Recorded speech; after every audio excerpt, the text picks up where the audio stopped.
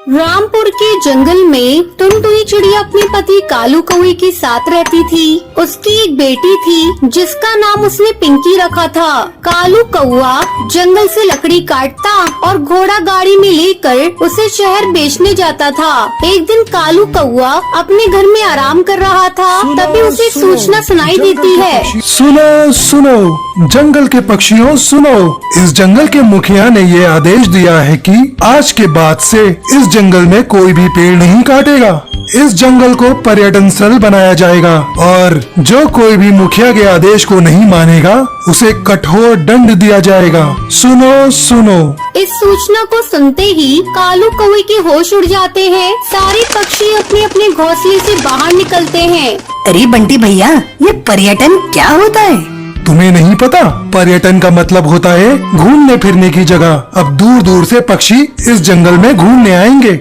ये तो बहुत अच्छी बात है बंटी।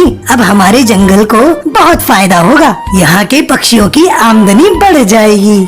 लेकिन मेरा धंधा तो चौपट हो जाएगा। मेरा तो लकड़ी काटने और बेचने का काम है। हमारे बाल बच्चे तो भूखे मर जाएंगे। दोनों पति पत्नी दुखी मन से अपने घोंसले के अंदर चले जाते हैं। अब क्या होगा जी? अभी तो आपने कुछ ही दिनों पहले कर्जा लेकर घोड़ा गाड़ी खरीदा था। अभी तो इसका कर्ज भी आपने चुकाया नहीं। अब आप क्या करेंगे जी? आपको तो कोई दूसरा काम भी करने नहीं आता। अब हम लोग कर भी क्या सकते हैं? टुनटुनी तू चिंता मत कर, भगवान एक रास्ता बंद करता है तो दूसरा रास्ता खोल देता है।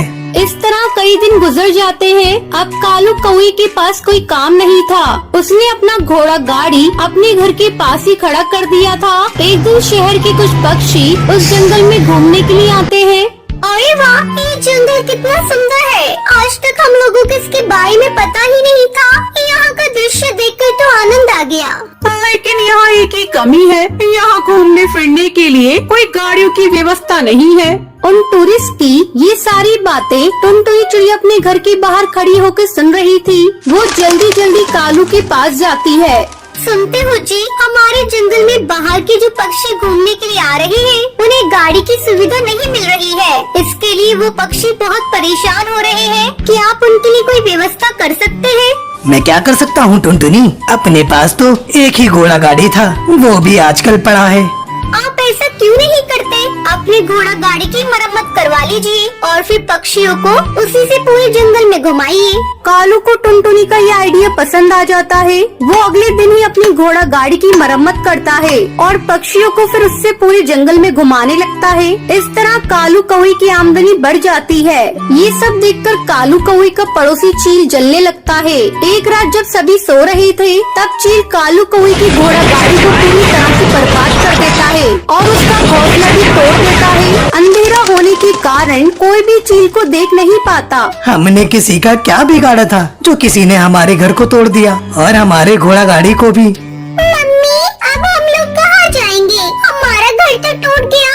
तू रो मत बेटा, सवेरा होने पर हम कोई न कोई इंतजाम करेंगे। तब तक हम लोग इस घोड़ा गाड़ी के नीचे रात गुजार लेते हैं। पूरी रात वो लोग उस गाड़ी के नीचे गुजारते हैं। वो कालू जी, ठाकुर साहब ने इस जंगल में पेड़ काटने पे अब तो रोक लगा दी है। हम अपना दूसरा घर भी नहीं बना सकते। क्यों ना हम लोग मिट्टी का अपना घर बनाकर उसी में अपना गुजारा करें। मैं नदी किनारे जाकर गीली मिट्टी का इंतजाम करता हूँ। इतना कहकर कालू कौवा मिट्टी लेने चला जाता है। फिर टुनटुनी चिड़िया एक सुंदर सा मिट्टी का अपना घर बनाकर अपने पूरे परिवार के साथ खुशी खुशी रहने लगती है। बहुत समय पहले रामपुर के जंगल में टूनी चिड़िया अपने पति बंटी कबूतर के साथ रहती थी। उसके दो बच्चे थे, पिंकी चिड़िया और गोलू चिड़ा। बंटी कबूतर ठेले पर कुल्फी बेचा करता था। टूनी चिड़िया और बंटी कबूतर का छोटा और सुखी परिवार था। एक दिन टूनी चिड़िया बाजार से कुल्फी बनाने का सामान खरीद कर आ रही थी, तभी जिगरबाज इस पर हमला कर देता है। इस हमले में टूनी चिड़िया की मौत हो जाती है। दोनों बच्चे फूट फूट कर रोने लगते हैं। पापा, ये सब कैसे हो गया? माँ को किसने मार दिया? बंटी कबूतर दोनों बच्चों को चुप कराने लगता है। किसी तरह दोनों बच्चे शांत होते हैं। इस तरह कुछ दिन बीत जाते हैं। अब घर का सारा बोझ बंटी कबूतर के कंधों पर आ गया था। एक दिन बंटी कबूतर की मौसी उससे मिलने के लिए उसके घर आती है। बंटी बेटा, मुझसे तुम लोगों की हालत देखी नहीं जाती। तू मेरी एक बात मान, बच्चों के खातिर तो दूसरी शादी कर ले। कब तक तो घर में पड़ा पड़ा बच्चों के लिए अपना काम धंधा बंद करके उन्हें देखता रहेगा।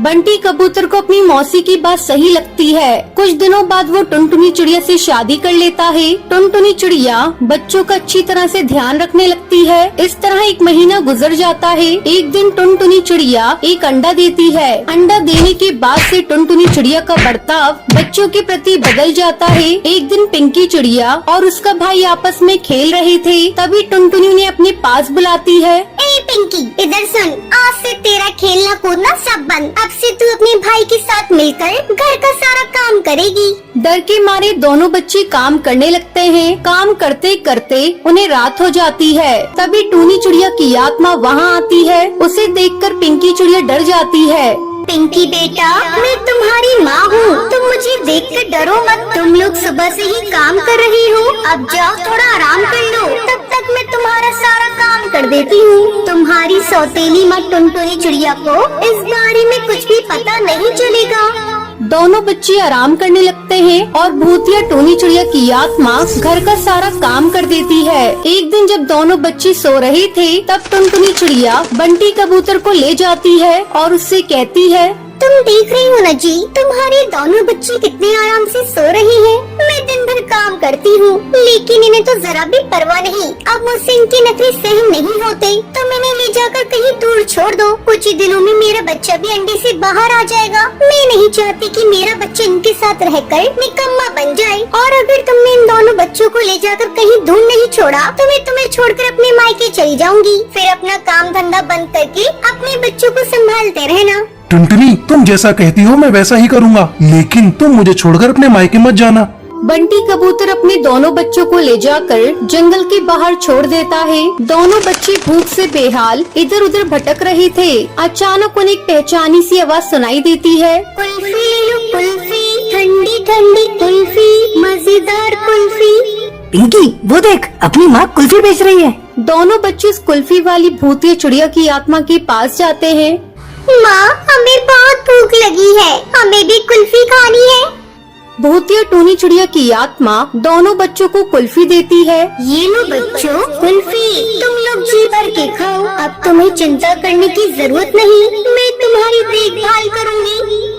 भूतिया टूनी चिड़िया की आत्मा दोनों बच्चों के लिए घोंसला बनाती है। बच्चों, आज से तुम दोनों इसी घोंसले में मेरे साथ रहोगी। मैं तुम दोनों को बहुत प्यार दूंगी। उस दिन के बाद से भूतिया टूनी चिड़िया की आत्मा कुल्फी बेचकर उन दोनों बच्चों की देखभाल करने लगती है। इस तरह दोनों बच्चे खुशी खुशी इस भूतिया टूनी चिड़िया माँ के साथ अपनी जिंदगी बिताने लगते हैं। बंटी का ट्रांसफर सुंदरवन जंगल में हो गया था। वो अपनी पत्नी और बच्चों के साथ अपने नए घोंसले में शिफ्ट हो रहा था। ये जगह कितनी सुंदर है ना माँ, दूर तक पहाड़ और जंगल। ऐसा लगता है कि हम किसी टूरिस्ट प्लेस पर आ गए हैं। कहीं अकेले घूमने मत चली जाइयो, समझी? भूत पकड़ के ले जाएंगे। तुझे पता है ना ये घर कितना पुराना है। तुम दोनों ने फिर से लड़ना शुरू कर दिया। कल तुम लोग अपने नए स्कूल में जाओगे, उसकी तैयारी करो।